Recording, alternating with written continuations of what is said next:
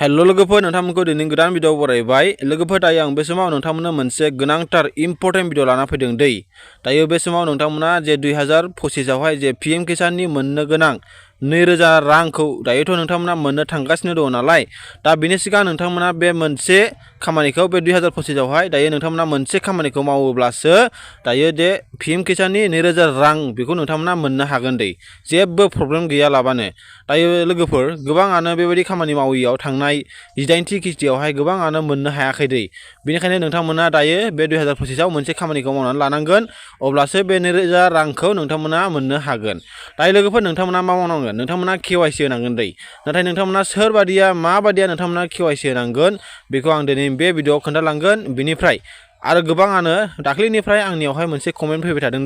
जे लेन्ड सीडिं आरो आदार सीडिं गासिबो बियो आंना इएस जाजोब्बाय नाथाय एफटिअआ दासिमबो इएस जायाखै न'आवनो दं दा जुदि एफटिअआ इएस जायाखैब्ला न'ब्ला दा फैसाखौ मोननो हागोन ना हाया बेबायदि आंनिहाय कमेन्ट सोंहरबाय थादों बा कुइसन सोंहरबाय थादों बेनिखायनो आङो दिनै ए टु जेड बे भिडिअ खोन्थालांगोन नोंथांमोना जास्ट भिडिअखौ जागायनायनिफ्राय जोबनायसिम नायलांबानो जाबाय लोगोफोर आरो भिडिअखौ लाइक खालामनानै होबानो जाबाय लोगोफोर आरो भिडिअखौ जागायनायनि सिगां आंनिफ्राय नोंथांमोननिसिम रोजा रोजा साबायखर बावहरनाय थाबाय मानो होननानै बुङोबा नोंथांमोननि सापर्ट आरो नोंथांमोननि अननाय नोंथांमोननि सापर्टजों दायो नैबे बड' मिक्सार इउटुब चेनेल बा बड' मिक्सार इउटुब फेमिलिया दायो 10K साबस्क्राइबार कमप्लिट जाबाय बा 10,000 साबस्क्राइबार कमप्लिट जाबाय बेनिखायनो आंनि गोसो गोरबोनिफ्राय नोंथांमोन बयनिसिमबो बा बड' मिक्सार इउटुब फेमिलि बयनिसिमबो आङो आंनि गोसो गोरबोनि अननाय सिबिनाय जासिहरबाय आरो बेबायदिनो बड' मिक्सार इउटुब चेनेलाव जायफ्रानाखि गोदानै फैदों दिनैसो फैदों बा दासो नुसुनदों दायो बे समाव नोंथांमोनाबो बे बड' मिक्सार इउटुब चेनेलखौ साबस्क्राइब खालामनानै लाबानो जाबाय जेन' आङो बेबायदिनो बर' रावजों लेटेस्ट इम्पर्टेन्ट भिडिअ लाना फैयोबा जेन' नोंथांमोनाबो मोननो हायो दायो मेन टपिकआव थांसै लोगोफोर दायो नोंथांमोना बे पीएम किसाननि 2000 रांखौ मोननो थाखाय नोंथांमोना नोंथांमोननि स्टेटासखौ चेक खालामनांगोन दायो जे नोंथांमोननि स्टेटासा माबादि जानानै दं बे 2025 आवहाय दायो नोंथांमोना बेखौ स्टेटासखौ चेक खालामग्रोनांगोन दायो बेखौ चेक खालामनो थाखाय नोंथांमोना अफिशियेल बे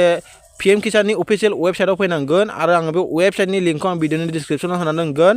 आरो बेवहाय क्लिक खालामनाय लोगो लोगो नैबेयाव फैगोन नोंथांमोना डाइरेक्टलि आरो बेनिफ्राय नोंथांमोना नैबेवहाय नुदों नो योर स्टेटास बे नो योर स्टेटासआव नोंथांमोना क्लिक खालामनानै होनांगोन दायो बेवहाय नोंथांमोना नुदों बेवहाय नोंथांमोना इन्टार रेजिस्ट्रेशन नाम्बार नोंथांनि जे पीएम किसाननि रेजिस्ट्रेशन नाम्बारखौ नोंथाङा बेवहाय टाइप खालामना होनांगोन जुदि नोंथाङा नोंथांनि जे पीएम किसाननि रेजिस्ट्रेशन नाम्बारखौ गोसोआव गैलाबा नैबेवहाय जे नो योर रेजिस्ट्रेशन नाम्बार होनाय दं बेवहाय नोंथांमोना क्लिक खालामनानै होबानो जाबाय बिनिफ्राय बेवहाय नुदों नोंथांमोना मोननै अपशन बेवहाय मबाइल नाम्बार बेनिफ्राय नैबेवहाय आधार नाम्बार नोंथाङा नोंथांनि जे पीएम किसानाव होनाय बा आधार कार्डजों लिंक थानाय जे मबाइल नाम्बारखौ नोंथांमोना बेवहाय टाइप खालामनानै नैबे केपचाखौ बेयाव होदो बेनिफ्राय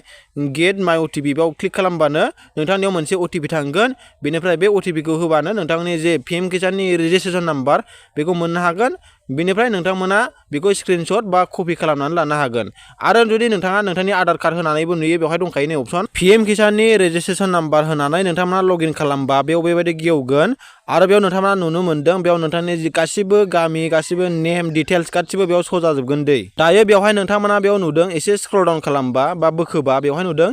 एलिजिबिलिटि स्टेटास बे एलिजिबिलिटि स्टेटासाव नोंथांमोना बेवहाय नुदों मोनथाम अपशन लेन्ड सीडिं बेबो इएस इकेवाइसि स्टेटास बेबो इएस बिनिफ्राय आधार बेंक एकाउन्ट सीडिं स्टेटास बेबो इएस नोंथांमोना बेवहाय मोनथामबो इएस जाबाय नाथाय जुदि सोरनियाबा नोंथांमोननिया बेयाव मोनथामनि गेजेराव मोनसे नङा मोनसे जुदि इएस जायाखैब्ला नोंथांमोना बेखौहाय केवाइसि नांगोन बैसोर सुबुङासो जायफ्रानाखि बे एलिजिबिलिटि स्टेटासाव मोनथामनि गेजेराव मोनसे नङा मोनसे जुदि इएस जायाखैब्ला नोंथांमोनासो जुदि केवाइसि होनांगोन दायो बेनिफ्राय एसे स्क्रल डाउन बा बोखोबा नोंथांमोना बेवहाय बेबायदि नुदों एफटिअ प्रसिड बेवहाय न' जानानै दं बियो दायो लोगोफोर दाख्लैनिफ्रायनो नोंथांमोना आंनियाव जे सोंहरबाय थानायाबो बेनोमोन जे आंनिया एफटिअ प्रसिडआ न' जानानै दं दा जे पीएम किसाननि मोननो गोनां फैसाखौ दायो मोनगोन ना मोना होननानै सोंहरदोंमोन नालाय दायो आं बेखौहाय नोंथांमोनखौ क्लियार खालामनानै हरनो हास्थायदों जे नैबे एफटिअ प्रसिड बियो दायो न' जानानै दं नालाय बियो बयनाबो न' थाखायो सोरबा सासे गोजाम मोनग्राबाबो बा 18 17 इनस्टलमेन्टखौ मोननायबाबो बिथांमोना दायो 19 आवहाय बियो एफटिअ प्रसिडआ न' जानानै थाखागोन नाथाय बेखौ माब्ला आरो माब्रै बेखौ इएस खालामगोन होननानै बुङोब्ला जेब्लानाखि फैसा सोनाय टाइम जानोसै बा सानथाम सानब्रैनि सिगांनो नैबे गाहायाव नुदों नोंथांमोना पेमेन्ट स्टेटासावहाय waiting for approval by state थारमाने जेब्लानाखि फैसा सोनाय टाइम जाथारनोसै आरो बिदिनो साननै बा सानथामनि सिगांनो बेखौहाय बे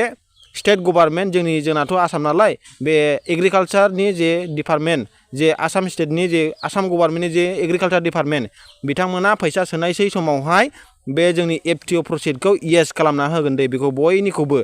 जायानाखि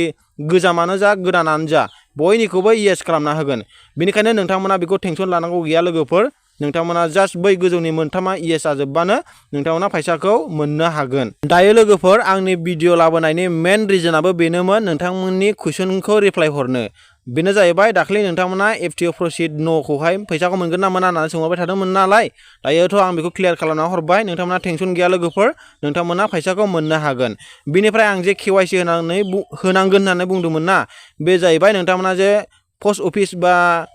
आइपिबिपिनि बे जे पस्ट पेमेन्ट बेंकनि जे एकाउन्ट थायोना बेखौ नोंथांमोना चेक खालामनांगोन दै आरो नोंथांमोना चेक खालामदो गोदान समावहाय जेब्लानाखि गोदान सम बे समावहाय केवाइसि जानानै थायो बियो जुदि केवाइसि बा ब्लक जानानै थायोबा नोंथांमोना फैसाखौ मोननो हानाय नङा दे बेखौबो नोंथांमोना चेक खालामनानै नोंथांमोना पस्ट पेमेन्ट बेंक एकाउन्टआवहाय नोंथांमोना अफिसाव थांनानै केवाइसि होनानै लाबानो जाबाय अब्लानो नोंथांमोना फैसाखौ मोननो हागोन। बेनिफ्राय लोगोफोर फैसा सोनायनि डेटआ जाहैबाय जे दासिमबो जे पिएम किसानावहाय माने पिएम किसाननि बेवहाय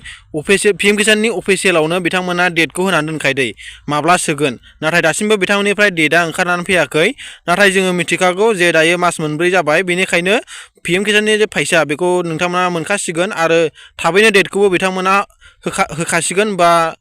फैसा सोनायनि डेटखौ लन्च खालामसिगोन बेनिखायनो नोंथांमोना टेनसन लानांगौ गैया लोगोफोर नोंथांमोना थाबैनो मोननो हागोन। अब्ला लोगोफोर दिनैनि भिडिअआ एसेनोसै नोंथांमोना टेनसन लानांगौ गैया जुदि नोंथांमोननि एफटिअआ बियो प्रसिडा न' जानानै दङब्लाबो नोंथांमोना टेनसन लानांगौ गैया गोजौनि मोनथामा येस जाबानो नोंथांमोना फैसाखौ मोननो हागोन। अब्ला लोगोफोर नोंथांमोना जेरैबायदि आं खोन्थाबाय बेबायदिनो नोंथांमोना मावबानो जाबाय जे पस्ट पेमेन्ट बेंक बा जिखुनु जे एकाउन्टआ जुदि नोंथांमोना चेक खालामबानो जाबाय जुदि ब्लक बा केवाइसि जानानै दंबा नोंथांमोना बेखौ केवाइसिखौ होनांगोन अब्लानो नोंथांमोना फैसाखौ मोननो हागोन। अब्ला लोगोफोर दिनैनि भिडिअआ एसेनोसै भिडिअखौ मोजां मोनोबा लाइक खालामना होबानो जाबाय आरो नोंथांनि लोगोफोरनो शेयार खालामना होबानो जाबाय लोगोफोर आरो जायफ्रानाखि बे बड' मेक्सार इउटुब चेनेलाव गोदान फैदों नोंथांमोनाबो साबस्क्राइब खालामनानै लाबानो जाबाय जेन' बेबायदिनो आं बर' रावजों लेटेस्ट भिडिअ लानानै फैबा नोंथांमोनाबो मोननो हायो। अब्ला लोगोफोर दिनैनि भिडिअआ एसेनोसै नेक्स्ट भिडिअआव लोगो मोनगोन।